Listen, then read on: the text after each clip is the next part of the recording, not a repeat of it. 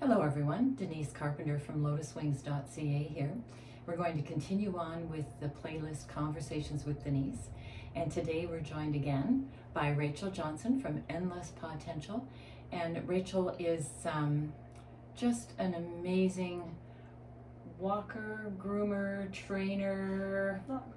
Not groomer, no, so walker, trainer, dog person. I was going to call you dog whisperer, but I don't know. Could you take that? I can take that. Yes. Okay, I would say Rachel is really, truly connected to dogs in a way that helps you as an owner understand and do the next right thing for your animal and how to set them up so that they can have their best life possible. So welcome, Rachel. Thank you. It's always so wonderful to have you with me. And today we're going to talk about daycare, how to choose a daycare, benefits of daycare, and choosing a dog walker, benefits of a dog walker. And if you don't mind, we'll get into how to decide which way to go, or do you do both?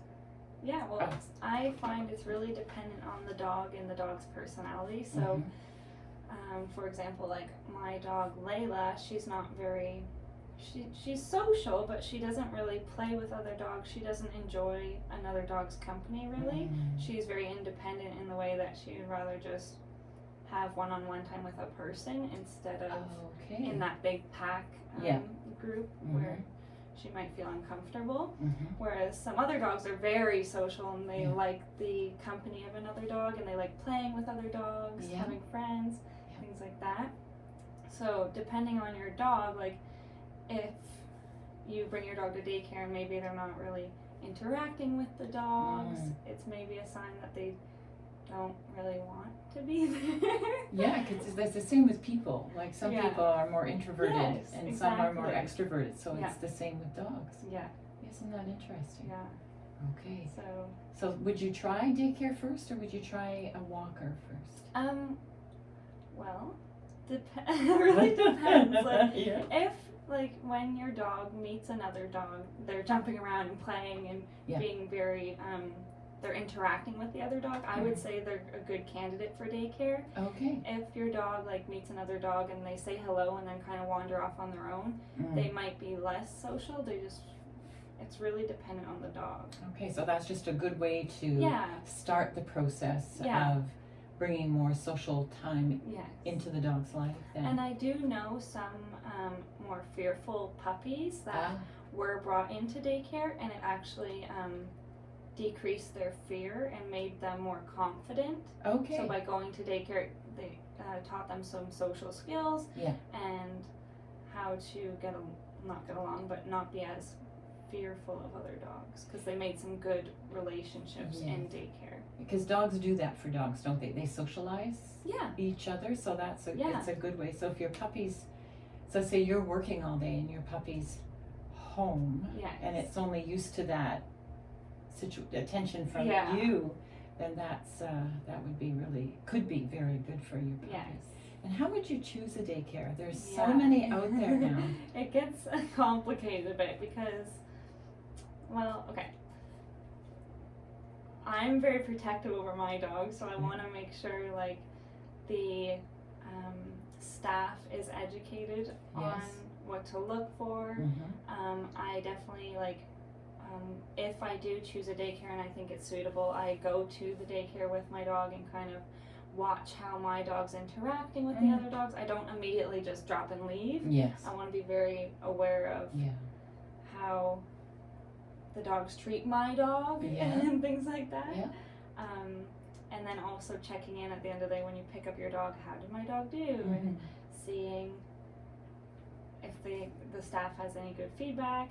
I want to know lots of detail, I guess. I'm just very well, we need to be just to get them started, and if it's their first because one.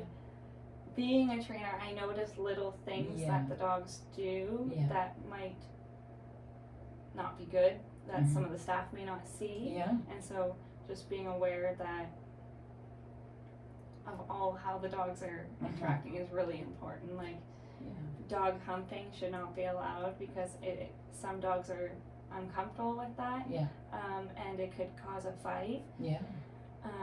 Yes, humping can sometimes be a play thing that Yeah. dogs do. Yeah. But in daycare, I wouldn't suggest allowing it. And Yeah. then how the dogs play. So if there's one dog chasing another dog and the other dog's constantly running away and maybe hiding under things, that's a concerning behavior. Okay. Good behavior is like the dogs will chase one and then they'll turn around and the other will chase the other dog. So it's they're like a taking back. turns. Yeah. And then same thing if the dog is jumping on top of another dog, they get up and let the dog kind of get on top of them after, and like vice versa. And it's good play instead of like one dog being the dominant one. Yeah. And ruling the pack, then you're more back into that. It's not playing. It's following orders. We want daycare to be a peaceful, fun place. Exactly. Now I noticed that there are daycares now that limit the number of dogs that they bring in. I recommend that. Okay, and then also ones that are, I've heard of ones that are like just have this, they have forests and they've just fenced around the forest and they just let the dog. What's this? Yeah, can we see? Oh, sorry. Out by Westport. Okay. Yeah, so it's a fenced-in forest and they just limit the number of dogs. They just let the dogs run and do their own thing, versus other daycares where there's there's big spaces for the dogs to be, but it's more like they play with the dogs. Like there's more human interaction. Okay, One's more kind of like dog on dog being dogs, and the other one is more where there's a human there to guide them or break up the fights or whatever might be going on. So, like, how would you decide? I personally feel more comfortable with a human supervising than just go play. Go play. Well, I'm sure the human's with that one, but I don't know yet. Yeah. I mean, I would look for how the fencing is. Yeah. Security for your dog. Yeah. Fence, and then the amount of dogs in a play group and how many staff per dog. So those numbers, what are good numbers, just as guidelines? So depending on how big the space is, I would say and it depends how many humans are there too. Personally, I would say 10 dogs is probably a good max. Yeah. For how many 2 humans? people. 2 humans? So it's like 5 dogs per 1 human. Yeah. And that ratio in there somewhere? Somewhere in there. In there, yeah, but not over that. Yeah. Yeah. Especially if it's a small enclosure, you want to make sure the dogs have enough room to move around and get away from one another if they need to. Yeah. And kind of have that quiet time. Yeah. If they need to. Okay. So you just got to really be in there and kind of you'd have to just vet the daycare. Like you might almost want to go first without your dog, would you? Yeah. And then just kind check of it out. go Look through it, dogs see how the dogs behave with each other and how that is. So you'd watch ratio of number of dogs to staff, make sure there's training. Yeah. Can you ask those questions when you go to the daycare? Like, how do they train their staff? Yeah, you can. Those are valid questions. Yeah. Okay, and then what about things like sorry. vaccinations and so that you'd have to make sure all of that was how they managed all of that for the and sorry, I had a thought and I was gone. That's okay, we'll come back. Yeah, we'll come back. Yeah. Oh, but how staff deal with certain if a dog fight breaks out, how do they deal with it? Yeah. If my dog is being bullied, how do you deal with it? Yeah. Things like that. You want to make sure they're doing it in a positive manner and not harming the dogs. Exactly. Right? That's really important. Now let's talk about a walker. Yes. So let's say that you have a more of an introverted, maybe a middle-aged to an older dog who's not been in those kind of situations with a lot of dogs. Yes. So you'd probably look at a walker. Yeah. So you want to look at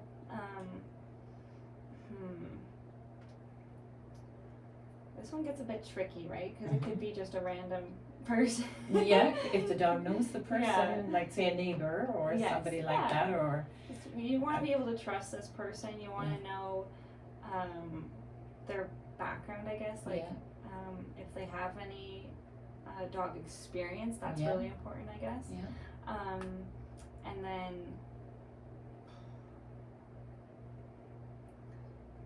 So it's kind of like friends walking your dog versus hiring a walker then.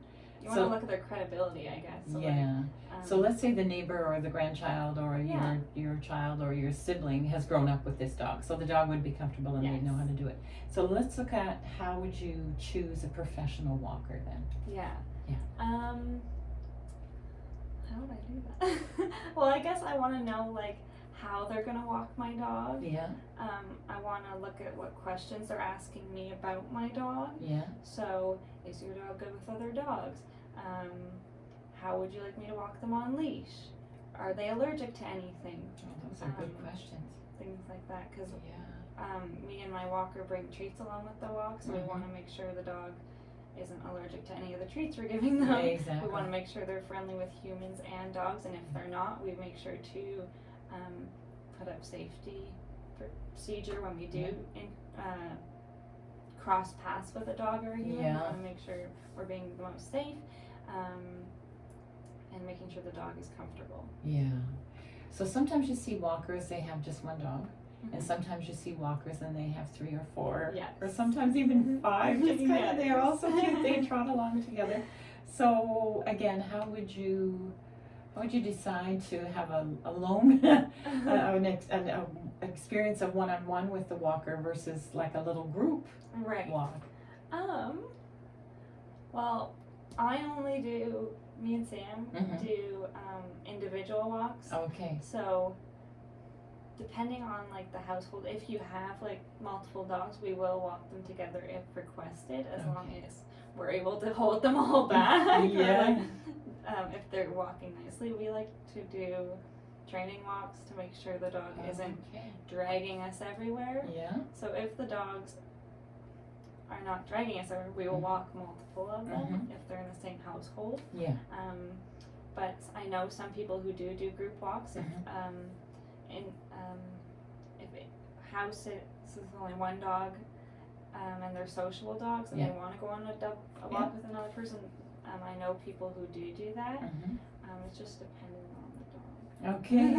Now talk about because this is part of your practice, is the walking. Yes. So you walk dogs and Sam is your Dog walker. Your dog walker. Yeah. And so how did you, can we talk about how you found Sam and how you trained her? So I actually put an Indeed ad out, and she was one who applied, and I really liked her resume because she did have dog experience for the past 6 years actually. Wow. She's been a dog groomer, she's worked in a Doggie Day Care. Oh, good. And now she's working for me, and it's lovely. She's really great. But my biggest thing was reliability, honesty, because having her go to other people's houses, I want to make sure she's actually walking the dogs and treating the dogs appropriately and respecting the people's property as well. Big one for me. So I guess if, let's say you hired a walker to go in so you're at work now that we're going back to offices and different kinds of things. Let's say you're at work for an 8-hour period of time.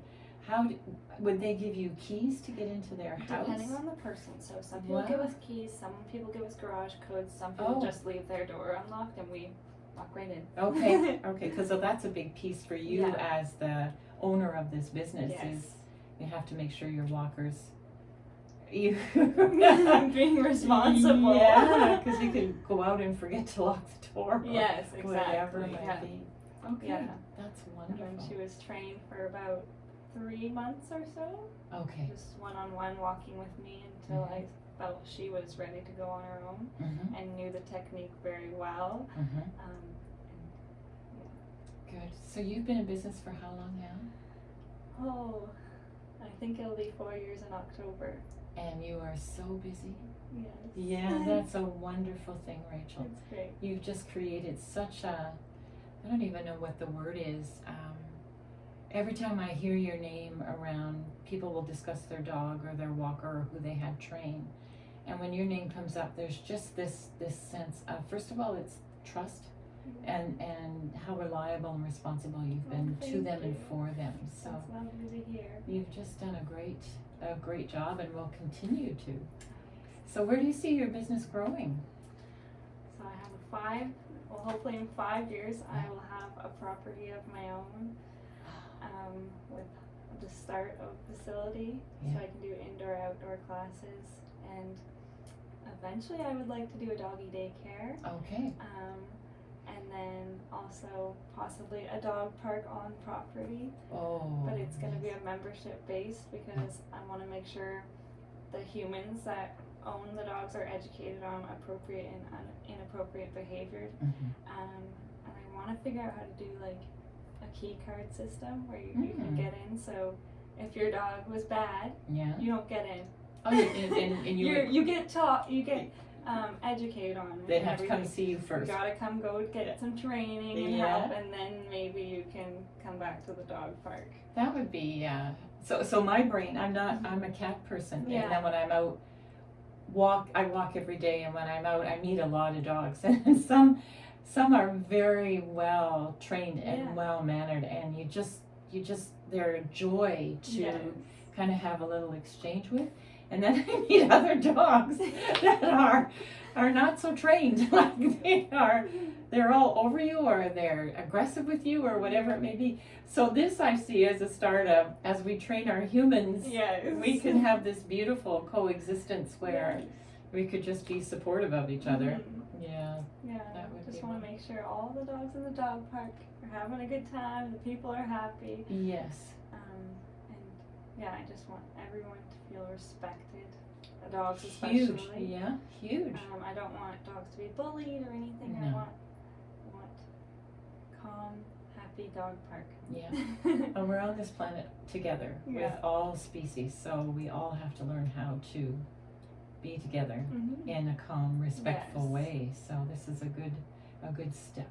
I can't wait for the future. I love right now too. I know it's where I never thought I'd be, but it's very exciting.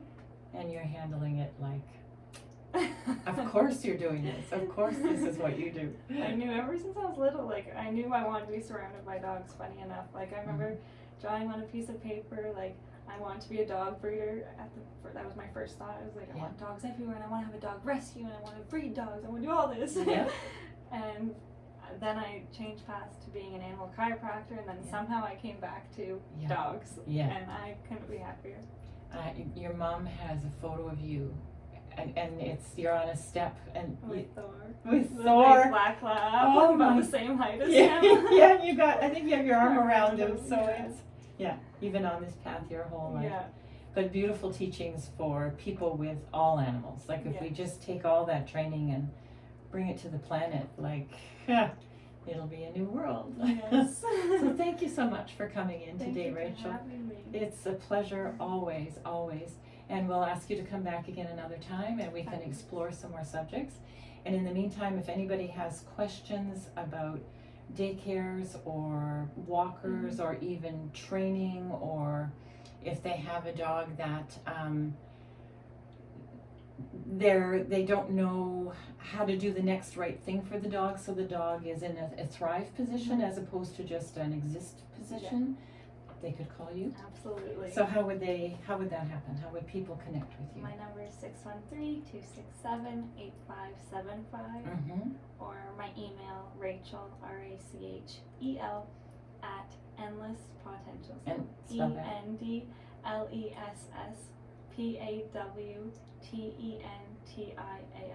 EndlessPotential.com. Okay, wonderful. So I hope you've enjoyed this discussion with Rachel today. Again, I cannot recommend her. How can I say? I can highly recommend her. I was going the other way. Wonderful. So thanks so much, Rachel. Thank you so much. And we'll see you next time. Namaste.